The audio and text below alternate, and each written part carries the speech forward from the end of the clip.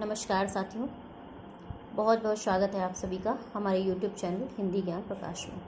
तो जैसा कि हमने पिछले वीडियो में आपको टीचिंग एप्टीट्यूड के बारे में बताया था, तो पिछले वीडियो में मैंने आपको टीचिंग एप्टीट्यूड का पार्ट फर्स्ट मैंने आपको पढ़ाया था, जिसमें कि शिक्षण का अर्थ, शिक्षण की परिभाषा और शिक्षण का उद्देश्य क्या होता है, ये मैंने आपको बताया था। तो आज मैं आपको जो है शिक्षण की विशेषताओं के बारे में बताऊंगी। शिक्षण की विशेषताएं क्या होती हैं, और ये मोस्ट इम्पॉर्टेंट क्वेश्चन है, अपने आप में यहाँ से प्रश्न जरूर बनते हैं। तो एक चीज़ आप लोग बहुत ध्यान से समझिएगा कि मैं इन सारी जो डेफिनेशन मतलब ऐसे ही मैं आपको डिफाइन कर दूंगी, समझा दूंगी। एक एक डेफिनेशन को हम पढ़ने वाले नहीं हैं, क्योंकि एक एक डेफिनेशन को अगर हम पढ़ने बैठ गए तो एक एक डेढ़ घंटा हमें सिर्फ एक डेफिनेशन को ही पढ़ने में लग जाएगा, है ना। तो मोटा मोटा आपको पढ़ना है, क्योंकि आपकी एग्ज़ाम्स जो हैं जून के, मैं सोच रही हूँ कि तब तक आपका रिसर्च जो है पूरा कंप्लीट हो जाए।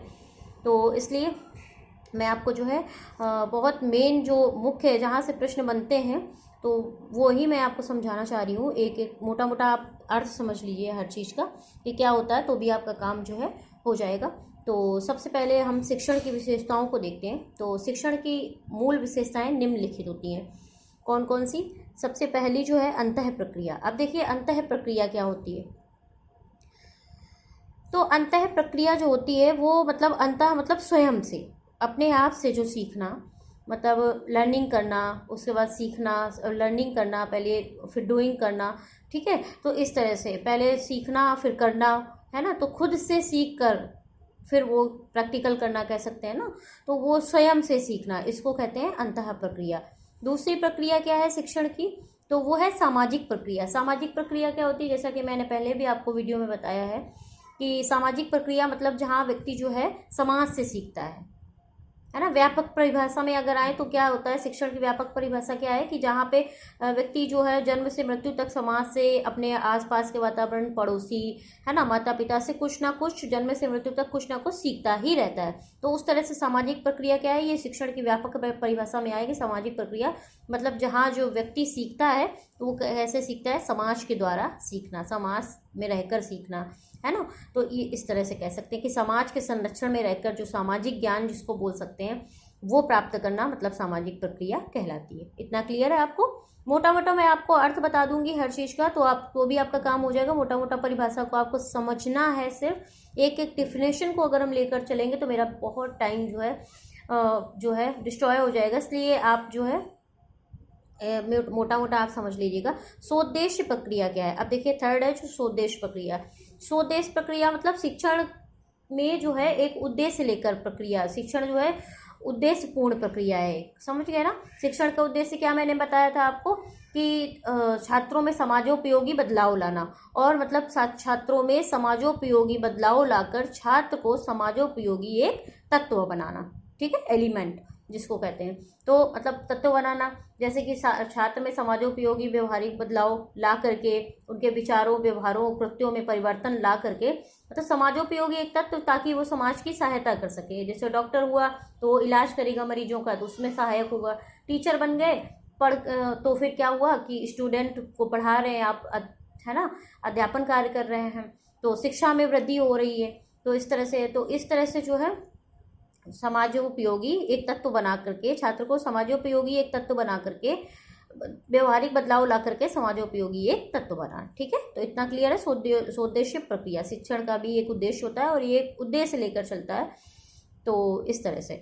और फोर्थ है आपकी सतत प्रक्रिया। सतत प्रक्रिया जो निरंतर, ये भी व्यापक में आती है, निरंतर जीवन पर्यंत चलने वाली प्रक्रिया है, ठीक है। शिक्षण कैसी प्रक्रिया जो जीवन पर्यंत, जहाँ व्यक्ति, ये भी व्यापक परिभाषा में आता है।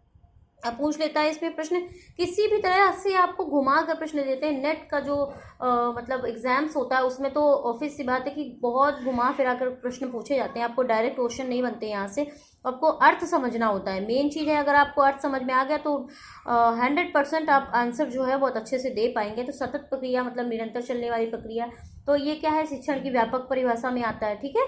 क्योंकि ये सतत जो जीवन पर्यंत चलती है उसमें व्यक्ति समाज से, माता पिता, गुरु, है ना, सभी से कुछ ना कुछ सीखता रहता है। तो इस तरह की प्रक्रिया जो ये सतत प्रक्रिया है शिक्षण की विशेषताओं में, तो सतत प्रक्रिया दे दी गई। अब ये जो पॉइंट है ये आपको बहुत डीपली समझना है कि क्या है त्रिध्रुवी प्रक्रिया, है ना। त्रिध्रुवी मतलब तीन ध्रुव, अब देखिए, अच्छा यहाँ से जो है क्वेश्चन जरूर बनता है, त्रिध्रुवीय ध्रुव या चर क्या होता है। तो ये मैं आपको बहुत डिटेल में समझा देना चाहती हूँ कि चर या ध्रुव क्या होता है।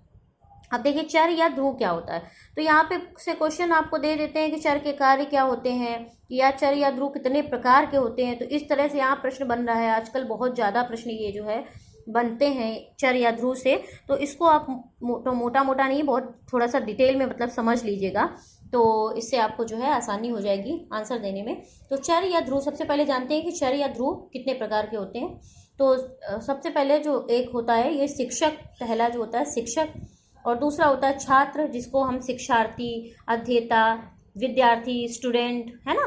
इस तरह से छात्र के कई नाम होते हैं, कुछ भी आप कह सकते हैं, शिक्षार्थी, अध्येता, अध्ययन करने वाला मतलब अध्येता, है ना, जिसको इंग्लिश में लर्नर कहते हैं अध्येता को, और कह सकते हैं विद्यार्थी या स्टूडेंट इंग्लिश में। तो इस तरह से छात्र के भी कई नाम होते हैं। और तीसरा जो हमारा जो चर है वो क्या हुआ, पाठ्यक्रम हो गया। पाठ्यक्रम क्या होता है, मतलब जो हमारे दोनों के बीच की कड़ी होती है। पाठ्यक्रम नहीं होगा तो हमें शिक्षक जो है, जैसे कहते हैं सुउद्देश्यपूर्ण एक प्रक्रिया होती है, तो शिक्षक जो है पाठ्यक्रम के अनुसार, अब जैसे नेट के पाठ्यक्रम में ये टीचिंग एप्टीट्यूड है, तो ही हम आपको बता रहे हैं ना, क्योंकि ये नेट के पाठ्यक्रम में है ना, तो ये पढ़ना आपको जरूरी है, तो ये पाठ्यक्रम होता है, पाठ्यक्रम। अब देखिए ये चर कौन कौन से होते हैं इसमें, ये किस तरह के चर हैं, तो कौन किस तरह का चर है आप ये भी समझ लीजिएगा। तो शिक्षक जो होता है वो स्वतंत्र चर होता है, ठीक है। स्वतंत्र चर मतलब वो किसी पे आश्रित नहीं होता, शिक्षक को कैसे पढ़ाना है, कौन सा मेथड यूज करना है ना, तो वो स्वतंत्र होता है, वो किस तरह से पढ़ाएगा विद्यार्थियों को, तो ये टीचर पे डिपेंड करता है ना, शिक्षक पे डिपेंड करता है कि उनको किस तरह से स्टूडेंट को पढ़ाना है ना। तो इस तरह से तो शिक्षक किस तरह का चर हुआ, आपका स्वतंत्र चर हुआ। शिक्षक जो हुआ वो स्वतंत्र चर हुआ कि उनको कौन सी मेथड यूज करनी है, बच्चे को कैसे समझाना है स्टूडेंट को। तो इस तरह से शिक्षक जो है उन पर कोई दबाव नहीं होता कि उनको कैसे पढ़ाना है। तो इस तरह से ये स्वतंत्र चर शिक्षक जो हमारा है वो स्वतंत्र चर है। प्रश्न दे सकते हैं शिक्षक किस तरह का चर है, स्वतंत्र चर, परतंत्र चर किस तरह का चर है, तो आपको शिक्षक में स्वतंत्र चर है, इतना आपको बहुत अच्छे से समझ में आ गया होगा। अब चलते हैं छात्र, विद्यार्थी या अध्येता जिसको कहते हैं, तो वो किस तरह का चर है, तो इसको हम परतंत्र चर या आश्रित चर कहते हैं। परतंत्र चर तो थोड़ा कम पूछा जाता है, लेकिन आश्रित चर ज़्यादा यहाँ पे बनता है, क्वेश्चन में आता है कि आश्रित चर किसको कहते हैं। तो आश्रित चर मतलब छात्र कैसा चर होता है कि आश्रित चर होता है, किस पे आश्रित होता है, मतलब अपने गुरु पे, अध्यापक पे, है ना, कि वो क्या पढ़ाएंगे, जो वो पढ़ाएंगे उसी तरह का पढ़ेंगे, जैसा मैं आपको बता रही हूँ वैसा ही आप समझ रहे हैं। तो इस तरह से ना ये आश्रित शिक्षक जो विद्यार्थी होते हैं वो किस पे आश्रित होते हैं, अपने शिक्षक पे आश्रित होते हैं, अपने गुरु पे आश्रित होते हैं, कि वो जिस तरह का पढ़ाएंगे वैसा ही मैं जो है वैसे ही जो मेथड वो यूज करेंगे पढ़ाई का, वो किस तरह से पढ़ा रहे हैं मुझे उसको फॉलो करना है। मतलब छात्र जो है वो शिक्षक को फॉलो करता है, ठीक है। तो वो किस पे डिपेंड होता है, शिक्षक पे, तो ये आश्रित चर हो गया। तो छात्र तो इस तरह से बनता है, छात्र किस तरह का चर है, शिक्षार्थी, छात्र, शिक्षार्थी, अध्येता, कुछ भी नाम दे सकता है आपको। तो आपको इतना बहुत अच्छे से समझना है कि अध्येता भी विद्यार्थी को ही कहते हैं, शिक्षार्थी को ही कहते हैं, छात्र सब एक ही नाम है, लर्नर। तो इस तरह से तो परतंत्र चर या आश्रित चर, इसको छात्र को हम परतंत्र चर या आश्रित चर कहते हैं। अब थर्ड हमारा जो है वो है पाठ्यक्रम। अब ये क्या होता है, देखिए पाठ्यक्रम क्या होता है, छात्र और शिक्षक दोनों के बीच की एक कड़ी होता है। भाई पाठ्यक्रम होगा, पाठ्यक्रम को लेकर के शिक्षक जो है वो पाठ्यक्रम के आधार पे ही विद्यार्थी को ज्ञान प्राप्त कराएगा ना। तो इसी तरह से जो शिक्षक जो ज्ञान प्रदान करता है वो किसके आधार पे प्रदान करता है, पाठ्यक्रम के आधार पे प्रदान करता है। तो पहले जो पाठ्यक्रम निर्धारित, जो पाठ्यक्रम जैसे नेट का जो निर्धारित पाठ्यक्रम है उसमें रिसर्च मेथोडोलॉजी है। तो पहला हमारा जो यूनिट फर्स्ट है उसमें क्या है, टीचिंग एप्टीट्यूड है, तो ये पाठ्यक्रम में आता है। तो शिक्षक विद्यार्थी को ज्ञान प्रदान करेगा तो पहले एक एक यूनिट को लेकर के मतलब कंप्लीट करेगा। तो टीचिंग एप्टीट्यूड है, जैसे कि मैं आपको आज पढ़ा रही हूँ टीचिंग एप्टीट्यूड का सेकेंड पार्ट पढ़ा रही हूँ, तो इसमें शिक्षण की विशेषताएं, तो ये क्या है, पाठ्यक्रम के आधार पे ही मैं आपको पढ़ा रही हूँ। तो पाठ्यक्रम क्या होता है, ये भी एक स्वतंत्र चर होता है, ठीक है, क्योंकि ये दोनों के बीच की कड़ी होती है। और पाठ्यक्रम इस पर भी कोई वो नहीं होता है कि कितना आपको पढ़ाना क्या, तो ये भी एक स्वतंत्र चर होता है। तो इस तरह से पाठ्यक्रम हमारा ये स्वतंत्र चर में आता है, ठीक है। अब थोड़ा सा जान लीजिए कि चर के कार्य क्या होते हैं। तो चर के कार्यों को आपको समझना बहुत जरूरी है कि चर के कार्य क्या होते हैं। तो चर के कार्य क्या होते हैं, एक तो निदानात्मक, और दूसरा उपचारात्मक, और तीसरा मूल्यांकन। ये तीन जो होते हैं चर के कार्य होते हैं। अब ये चर के कार्य जो होते हैं ये भी आप समझ लीजिए कि इनका अर्थ क्या है, शाब्दिक अर्थ, तो बहुत अच्छे से आप लोग समझिएगा इसको।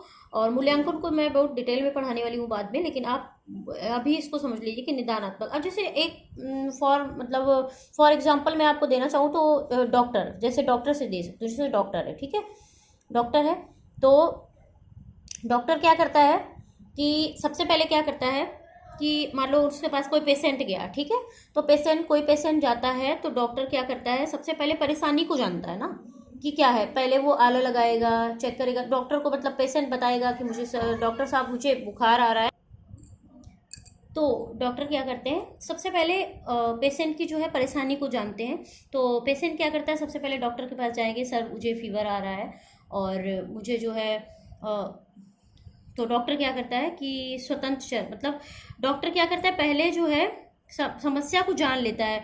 मतलब फीवर, वो क्या कहते हैं, थर्मामीटर लगाएगा और क्या आला लगाएगा अपना, उस तरह से चेक करेंगे। तो इस तरह से जान लेगा पहले परेशानी को, फिर जांचें लिखेगा, आपको ये टेस्ट कराओ, ब्लड टेस्ट वगैरह लिखेंगे। और फिर तो क्या करता है डॉक्टर का कार्य, क्या होता है, निदानात्मक, पहले परेशानी को, अपने पेशेंट की, मरीज की जो है परेशानी को जानेगा कि इसको फीवर आ रहा है, क्यों आ रहा है, और ब्लड टेस्ट कराएगा। फिर जो रिपोर्ट आएगी उस आधार पे तो ये निदान, पहले समस्या का निदान करना होता है। तो डॉक्टर पहले समस्या का निदान करेगा, जानेगा कि बीमारी क्या है, परेशानी क्या है, ठीक है। तो निदानात्मक का शाब्दिक अर्थ जो होता है वो यही होता है, परेशानी को जानना। तो सबसे पहले वो मरीज की परेशानी को जानेगा। फॉर एग्जाम्पल मैं आपको बता रही हूँ, इसकी जगह पे टीचर भी हो सकता है। तो इस तरह से पहले परेशानी को जाने के फिर क्या करेगा, ट्रीटमेंट मतलब उपचार करेगा। तो ये जो है चर के कार्य उपचारात्मक भी होता है। तो पहले फिर उपचार करेगा, पहले समस्या का निदान करेगा, परेशानी को जानेगा कि परेशानी क्या है, फिर उपचार करेगा उस हिसाब से। मान लो 7 दिन की 10 दिन की दवा दे दी और कह दिया कि जाइए आप, और फिर 7 दिन बाद 10 दिन बाद आप आइएगा दिखाने के लिए। तो इस तरह से क्या करेगा, पहले निदान करेगा, समस्या का, परेशानी को जानेगा, फिर उपचार करेगा और फिर क्या करेगा, मूल्यांकन करेगा। मूल्यांकन मतलब फिर 7 दिन की 10 दिन की मान लो दवा दे दी, उसके बाद बुलाया, तो वो इसलिए नहीं बुलाता कि वो उनको फीस लेनी है, और कहीं ना कहीं हाँ थोड़ा सा आर्थिक लाभ हो सकता है डॉक्टर्स का, बट वो बुलाता है मूल्यांकन करने के लिए कि मतलब मैंने जो दवा दी है, मैंने जो वो यूज किया है मैंने इस पर, तो वो कितना कार्य कर रहा है, कितना मरीज जैसे पेशेंट है तो उसमें कितना बदलाव आया, कितना सुधार आया, इम्प्रूवमेंट जिसको कहते हैं, कि इनकी बीमारी में जो बीमारी का परेशानी को जाना डॉक्टर ने, फिर उसका इलाज किया। तो मैंने जो इलाज किया, मैंने जो कार्य किया, उसमें कितनी सफलता मिली है, कितना मतलब ठीक हो पाया है पेशेंट। तो उस तरह से इसी जगह आप टीचर को भी रख सकते हैं, डॉक्टर, फिर आप फॉर एग्जाम्पल आप टीचर को भी ले सकते हैं। टीचर क्या करता है कि स्टूडेंट है मान लीजिए कोई, अब पहले क्या करेगा, निदान करेगा परेशानी को जाने के, मतलब इसको कितना पूर्व ज्ञान इसका कितना है। जो विद्यार्थी है, शिक्षक क्या करता है, जो विद्यार्थी का पहले निदान करेगा कि मतलब इसको पूर्व ज्ञान कितना है ना, या किस तरह से ये समझ पाएगा, क्या करेगा कि इसको कितना ज्ञान है। फिर उसी तरह से उपचार करेगा, मतलब उसी तरह का मेथड यूज करेगा जो स्टूडेंट को समझने में आसानी हो। जिस तरह से विद्यार्थी समझ पा रहे होंगे वो मेथड यूज करेगा टीचर, कि मैं इसको किस तरह से समझा सकता हूँ, तो उस तरह का वो मेथड यूज करेगा, मतलब उपचार करेगा, ठीक है। फिर उसके बाद मूल्यांकन करेगा कि अब इसमें कितना सुधार आया है, कि मतलब पहले इसको कितना ज्ञान था, फिर मुझे जो इसको ज्ञान प्राप्त कराना है तो मुझे कौन सा मेथड यूज करना है। तो अध्यापक क्या करेगा, उस तरह का मेथड यूज करेगा, उपचारात्मक मतलब आ गया, ठीक है। अब मूल्यांकन करेगा कि मैंने जो विद्यार्थी को पढ़ाया है उसमें इसको कितना समझ में आया है, या कितना इसको मतलब ज्ञान प्राप्त हो गया मेरे द्वारा, कि इसको कितना ज्ञान प्राप्त हुआ। तो उसका वो मूल्यांकन करेगा कि मैंने जो पढ़ाया उसमें इसको कितना समझ में आया है, इसको कितना ज्ञान प्राप्त हुआ। तो इस तरह से मूल्यांकन। तो इसी जगह आप डॉक्टर को भी रख सकते हैं, टीचर को, या अन्य कोई भी। तो इस तरह से तो ये हो गया सबसे पहले चर के क्या होते हैं। तो प्रश्न यहाँ से बनेगा, चर या ध्रुव क्या है। तो शिक्षक, छात्र और शिक्षार्थी, अध्येता इसको भी कहते हैं, और पाठ्यक्रम, ये 3 जो होते हैं ये चर होते हैं। और किस तरह के चर, शिक्षक जो है स्वतंत्र चर है, छात्र जो है परतंत्र या आश्रित चर कहते हैं, और पाठ्यक्रम क्या है, स्वतंत्र चर है। अब इसको भी जरा जान लीजिए आप लोग कि निदानात्मक जो ये है तो ये किस तरह का चर है। तो इसमें कौन सा चर आता है, स्वतंत्र चर। भाई शिक्षक निदान करता है ना, या डॉक्टर है तो डॉक्टर स्वतंत्र चर है, क्योंकि वो अपने हिसाब से काम करेगा, उस पर कोई दबाव नहीं है। डॉक्टर है, शिक्षक है, कुछ भी आप ले सकते हैं। तो ये किस तरह का चर है, स्वतंत्र चर होते हैं जो शिक्षक होते हैं। आपको पहले भी मैंने बताया कि शिक्षक जो है वह स्वतंत्र चर में आता है। और फिर जो उपचारात्मक जो है उसमें कौन कौन कार्य करता है, इसमें क्या है, विद्यार्थी और शिक्षक दोनों ही कार्य करते हैं। तो विद्यार्थी और शिक्षक दोनों ही कार्य करते हैं, तो इस तरह का जो चर है ये परतंत्र या आश्रित चर है, जिसमें विद्यार्थी और शिक्षक दोनों कार्य करते हैं, तो ये परतंत्र चर या आश्रित चर होते हैं। अब मूल्यांकन क्या है? मूल्यांकन जो है ये भी स्वतंत्र चर होता है। मूल्यांकन में क्या है? मूल्यांकन कौन करता है? ये शिक्षक करता है, तो ये किस तरह का चर है? ये भी एक स्वतंत्र चर है। ठीक है, तो इतना आपका क्लियर हो गया। तो इतना बहुत अच्छे से क्लियर हो गया होगा कि चर के कार्य क्या है, निदानात्मक, उपचारात्मक और मूल्यांकन। तो और ये किस तरह का चर है? निदानात्मक मतलब निदान कौन करता है समस्या का? डॉक्टर, टीचर, है ना, तो ये स्वतंत्र चर हुआ। उपचारात्मक किस तरह का चर है? तो ये परतंत्र या आश्रित चर है, इसमें स्टूडेंट और टीचर दोनों ही कार्य करते हैं। मूल्यांकन क्या है? स्वतंत्र चर है। तो इस तरह से आपको त्रिध्रुवी जो प्रक्रिया है, तीन ध्रुव मतलब ध्रुव या चर जो तीन होते हैं, ये मैंने आपको बहुत डिटेल में पढ़ा दिए हैं। तो आई होप आपको बिल्कुल भी परेशानी नहीं होगी। प्रश्न घुमा के देंगे, लेकिन अगर आप इसका शाब्दिक अर्थ बहुत अच्छे से समझ लेंगे तो आपको कोई भी परेशानी नहीं होगी समझने में। तो इतना आपको बहुत अच्छे से क्लियर हो गया होगा। अब हम और आगे की जान लेते हैं विशेषताएं क्या है। अब नेक्स्ट है हमारी, इसको हम थोड़ा मोटा मोटा समझेंगे, जिस तरह से मैंने ऊपर ये समझाया आपको। ये जो आपका मेन टॉपिक था इसको मैंने डिटेल में पढ़ा दिया आपको, क्योंकि यहाँ से क्वेश्चन बहुत ज़्यादा बनते हैं आजकल। ज़्यादा ये जो चर या ध्रुव के बारे में ज़्यादा प्रश्न पूछ रहा है। तो इस तरह से आप देखिए क्या है, 6 नंबर है हमारा। तो ये अपेक्षित सूचनाओं का आदान प्रदान। इसमें क्या होता है? अपेक्षित, जो टीचर और स्टूडेंट दोनों, जब मतलब टीचर स्टूडेंट को बताता है, फिर स्टूडेंट टीचर से पूछता है, एक दूसरे, इसको हम कम्युनिकेशन भी कहते हैं, मतलब सूचनाओं का आदान प्रदान करना। टीचर जो है स्टूडेंट को बताएगा और स्टूडेंट क्या करेगा, वो उसे जो है पूछेगा टीचर से। तो एक दूसरे से मतलब आदान प्रदान करना, पूछना, कम्युनिकेशन जिसको कहते हैं। इसी को हम दूसरी भाषा में प्रजातांत्रिक आदर्शों के अनुकूल भी कहते हैं। मतलब क्या होता है, जिसमें टीचर दोनों का जो आदान प्रदान होता है, मतलब टीचर जो है दोनों को जो समस्या को समझना, मतलब जो भी समस्या स्टूडेंट अपने टीचर से बताएगा, है ना, वो उसको जो है निवारण बताएगा। तो इस तरह से सूचनाओं का जो आदान प्रदान, इसी को हम दूसरी भाषा में प्रजातांत्रिक आदर्शों के अनुकूलन भी कहते हैं। अब एक देखिए प्रभावी नियोजन। प्रभावी नियोजन क्या होता है? तो प्रभावी नियोजन जो है वो जो है हमारा प्रभावी नियोजन जो होता है, तो इसमें क्या कहते हैं, जिसको इफेक्टिव प्लानिंग भी मतलब कह सकते हैं। टीचर कैसे पढ़ाता है? तो एक प्लानिंग करता है, मतलब इफेक्टिव प्लानिंग टीचिंग में होता है, इफेक्टिव प्लानिंग जिसको कहते हैं। तो ये क्या होता है कि मतलब प्रभावी नियोजन, जैसे पहले क्या हो रहा था, एक टाइम पे 2 साल पहले लगभग कोविड का टाइम जब चल रहा था, तो क्या था कि स्कूल सारे बंद हो गए थे। अब परीक्षाओं की बात आई तो कैसे एग्जाम्स मतलब जैसे तैसे करा दिए गए। अब पढ़ाई कैसे होगी, तो उसके लिए एक प्लानिंग की गई, इफेक्टिव प्लानिंग जिसको कहते हैं, ऑनलाइन स्टडी जिसको बोलते हैं ना। तो ऑनलाइन स्टडी चल रही थी उस तरह से, तो वो भी एक प्लानिंग के तहत। तो उसी तरह से टीचर क्या है, प्रभावी नियोजन एक प्लानिंग के अनुसार, इफेक्टिव प्लानिंग के अनुसार जो है विद्यार्थी को ज्ञान प्राप्त कराता है। किस तरह से ऑनलाइन भी कर सकते हैं, है ना, ऑफलाइन ऑनलाइन जिसको कहते हैं, इस तरह से इफेक्टिव प्लानिंग होती है, प्रभावी नियोजन जिसको कहा जाता है। प्रजातांत्रिक आदर्शों के अनुकूलन आपको समझा दिया, अपेक्षित सूचनाओं का आदान प्रदान करना, इसी को दूसरी भाषा में हम प्रजातांत्रिक आदर्शों के अनुकूल भी कहते हैं। अब शिक्षण विधियों पर आधारित है। अब शिक्षण क्या है? विधियों पर आधारित। शिक्षण विधि क्या होता है? अगर आप ये अकेले यही समझने बैठ जाएंगे तो 1-1.5 घंटा आपका इसी में निकल जाएगा। तो मोटा मोटा मैं आपको नाम बता देती हूँ। शिक्षण विधियों पर आधारित होता है। किस तरह की विधियां होती है शिक्षण की? तो जैसे कि प्रैक्टिकल मेथड होता है। टीचर क्या यूज करता है?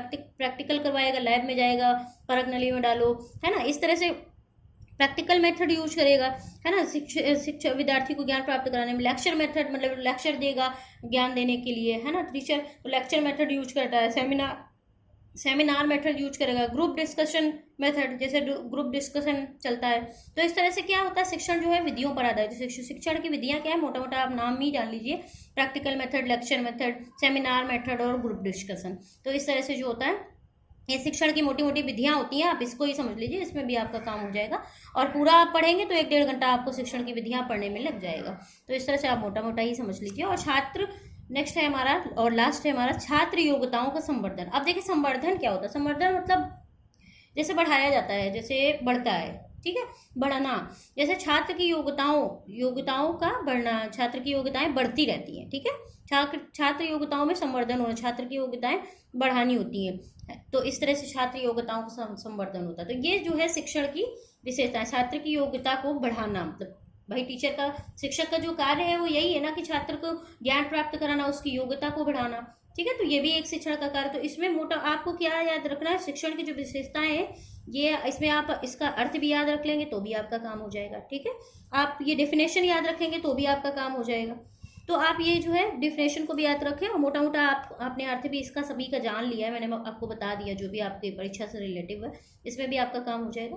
तो आप ये शिक्षण अब इसमें दे दिया गया, मान लो शिक्षण की कौन सी विशेषताएं नहीं है, तो आप इसे याद रखिएगा। अंतः प्रक्रिया, सामाजिक प्रक्रिया, स्वोद्देश्य प्रक्रिया, सतत प्रक्रिया, और मान लीजिए 5वीं कोई और दे दी गई कि इसमें कौन सी नहीं, तो आप उसको ध्यान रखेंगे। तो आप ये 10 नाम याद रखिएगा, और इसकी जो मोटा मोटा मैंने आपको अर्थ बता दिया है, एक बार आप वीडियो अच्छे से देख लेंगे तो आपको अर्थ भी पता चल जाएगा।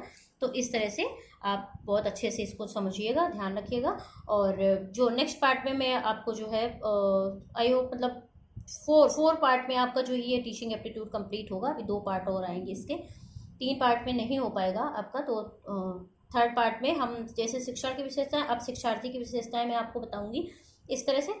तो अब जो है रिसर्च मैं आपको थोड़ा सा जल्दी जल्दी स्पीड में पढ़ाऊंगी, क्योंकि एग्ज़ाम्स जो हैं जून वाले वो बहुत जून के एग्ज़ाम अब ज़्यादा वक्त नहीं बचा है, 2 ही महीने बचे हैं। तो इस तरह से मैं आपको जो है रिसर्च पूरा आपका कंप्लीट करा देना चाह रही हूँ, क्योंकि इसके लिए मुझे बहुत कमेंट्स आ रहे थे। हिंदी तो मैं आपको पढ़ा ही रही हूँ, उसके साथ रिसर्च जो है जल्दी कोई पढ़ाता नहीं है, और किसी का समझ भी नहीं आता है। तो इस तरह से मैं आपको जो है बहुत अच्छे से समझाने का इसका प्रयास कर रही हूँ। वीडियो अच्छा लगे वीडियो को लाइक करें, शेयर करें, और चैनल को सब्सक्राइब करें। बहुत बहुत धन्यवाद आप सभी का।